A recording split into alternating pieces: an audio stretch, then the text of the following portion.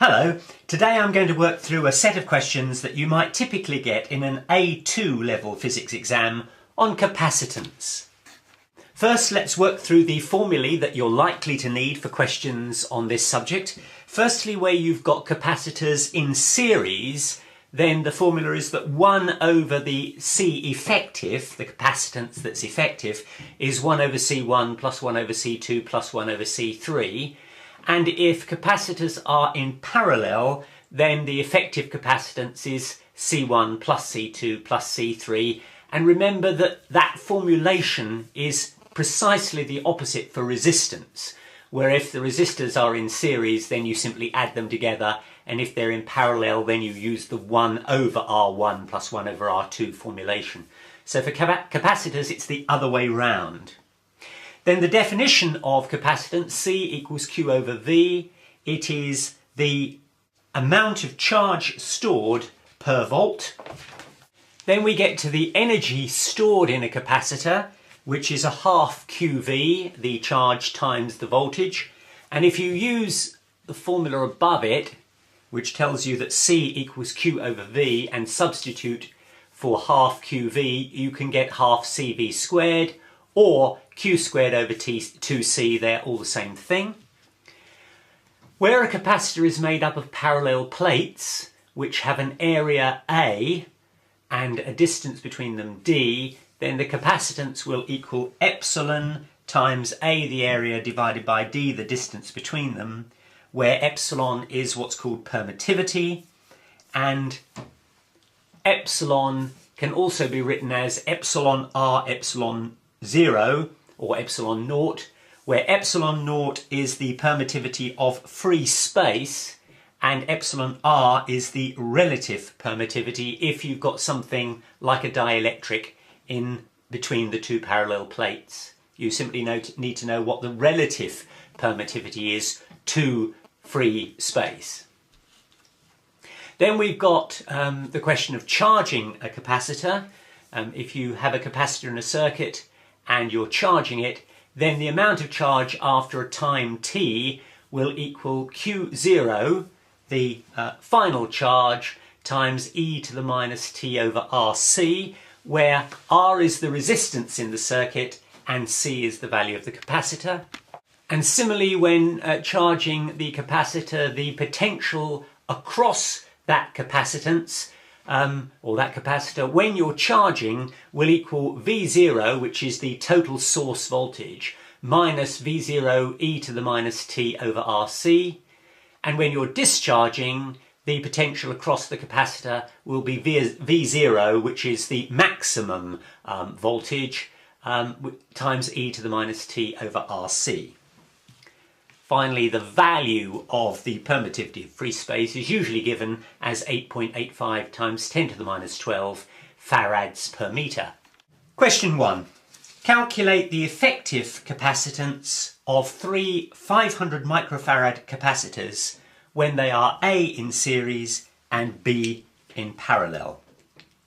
Well, let's do parallel first. Remember, parallel, you simply add up the values. So C effective, if you've got 3 capacitors in parallel, is you simply add up the values, and they are 500 microfarads each. So you're simply going to have 3 lots of 500 microfarads, and that's going to be 1500 microfarads. So that's very simple. If, on the other hand, you want to know what that would be if they are placed in series, then you've got that 1 over C effective is equal to 1 over 500 plus 1 over 500 plus 1 over 500, which of course is 3 over 500, and that's 1 over C effective, so C effective will equal 500 divided by 3, and that comes to approximately 166 microfarads. Question 2. When a potential difference of 3 volts is placed across a capacitor of 300 microfarads, what charge will it store? Well, here we'll need the equation that the value of the capacitor is equal to the charge stored per volt, which means that the charge, which is what we want to know, equals CV. The capacitor we were told was 300 microfarads, so that's 300 times 10 to the minus 6 farads, times the voltage, which we were told was 3 volts. So that's going to give you 900 times 10 to the minus 6 coulombs. So the total charge on that capacitor will be 900 times 10 to the minus 6 coulombs. Question 3. When a 400 microfarad capacitor is fully charged from a 9 volt supply, 2 questions. First, what is the total energy stored? Secondly, what is the total charge stored? Well, for this energy, we're going to need the formula that energy equals a half QV, which also equals a half CV squared, because we've been given the value of the capacitance and the voltage.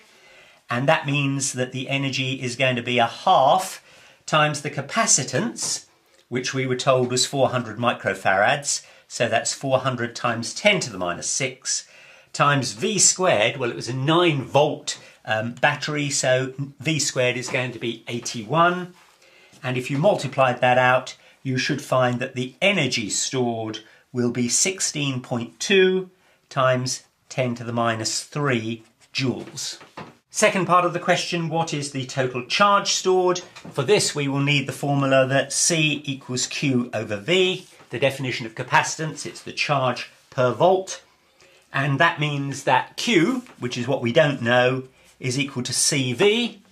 So Q is going to be equal to the capacitance, which we're told is 400 microfarads. So that's 400 times 10 to the minus 6, times the voltage, which you'll remember was 9 volts.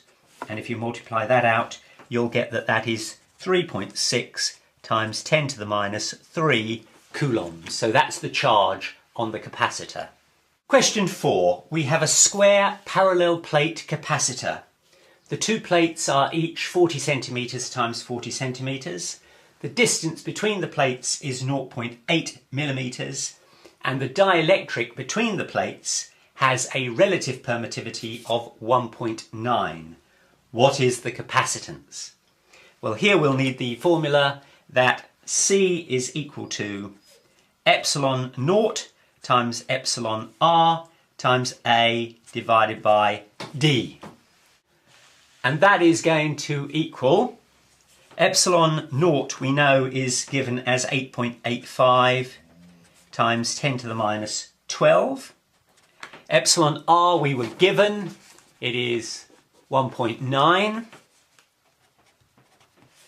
The area is 40 centimetres squared, so that's 0.4 metres squared. So that's times 0.4 squared. And that is all going to be divided by the distance between the plates, which is 0.8 millimetres. So that is 8 times 10 to the minus 4 metres.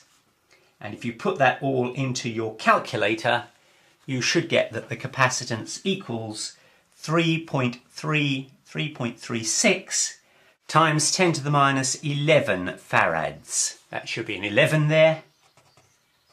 Times 10 to the minus 11 farads. Question 5, we have the following circuit. We have a battery of 9 volts. We have a capacitor of 300 microfarads and a resistance of 2 kilo ohm. We close switch A, and therefore the voltage battery will charge the capacitor. When it's fully charged, we open A and we close B, so that the capacitor now discharges through the 2 kilo ohm resistance. And we're asked 3 questions. Firstly, what is the time for the capacitor to fall to 37% of its peak level? Secondly, what is the time for the capacitor to fall to 50% of its peak level? And thirdly, what is the percentage of charge left on the capacitor after 1 second? Well, we're going to use the formula Q equals Q naught times e to the minus t over RC, where R is this value here and C is the value here and T is the time. Q naught is the maximum charge and Q is the amount of charge that's left after time T. So we can rearrange that formula to say that Q divided by Q naught is equal to e to the minus t over RC, and Q over Q naught now expresses the percentage of the charge left after a certain time. Now the first part of the question has been selected to say what will happen when Q over Q naught is equal to 0.37, that is 37%, that you should spot that that is equivalent to 1 over E. And that arises when T is equal to RC, because when T equals RC in this formula, then that just becomes e to the minus 1, and e to the minus 1 is 1 over E. So what is T when it equals RC? Well, T equals R, which is, you'll remember, 2 kiloohms. So T is going to be R, which is 2 times 10 cubed, times C, which you may remember was 300 microfarads. So that's 300 times 10 to the minus 6. And if you multiply that out, you should get that T equals 600 times 10 to the minus 3 seconds, which of course equals 0.6 of a second. For part 2, we need to know what Q over Q0 is when its value is 50%, or 0.5, or we can express it this way, 1 over 2. And that is going to equal e to the minus 1 over e to the minus t over RC, which is 1 over e to the t over RC, but we know what RC is, we just calculated it, it's 0.6. Now we can turn both equations upside down, as it were, and so we get 2 equals e to the t over 0.6. Log to the base e of 2 is equal to t over 0.6, and consequently you'll find that t is equal to 0.414 seconds. So it took 0.6 seconds to fall to 37% of its original charge. It's taken 0.414 seconds to fall to only 50%. Obviously, it takes less time to get to 50% than it does to get to 37%. And the third part of the question asks us to identify the percentage of the charge left after 1 second. Well, once again, we're going to use the same formula, that Q equals Q0 e to the minus t over RC. Oh, there we are, that's better. And now we've got that Q equals Q0 e to the minus, well, t we've been told is 1 second. And RC we calculated before, it's 0.6. And so now you've got that Q over Q0, which is the proportion of the charge remaining, is equal to 1 over e to the 1.66, because 1 divided by 0.6 is 1.66.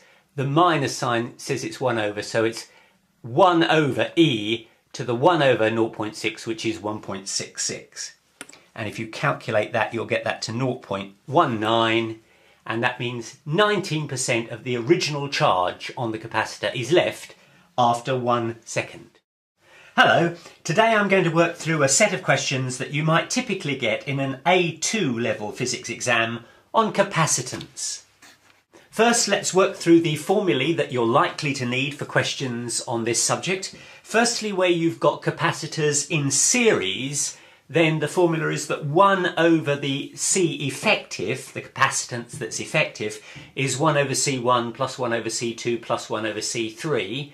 And if capacitors are in parallel, then the effective capacitance is C1 plus C2 plus C3. And remember that that formulation is precisely the opposite for resistance, or Q squared over T2C, they're all the same thing. Where a capacitor is made up of parallel plates, which have an area A and a distance between them D, then the capacitance will equal epsilon times A, the area, divided by D, the distance between them, where epsilon per volt. Then we get to the energy stored in a capacitor, which is a half QV, the charge times the voltage. And if you use the formula above it, which tells you that C equals Q over V, and substitute for half QV, you can get half CV squared, or where if the resistors are in series, then you simply add them together, and if they're in parallel, then you use the 1 over R1 plus 1 over R2 formulation. So for capacitors, it's the other way round. Then the definition of capacitance, C equals Q over V. It is the amount of charge stored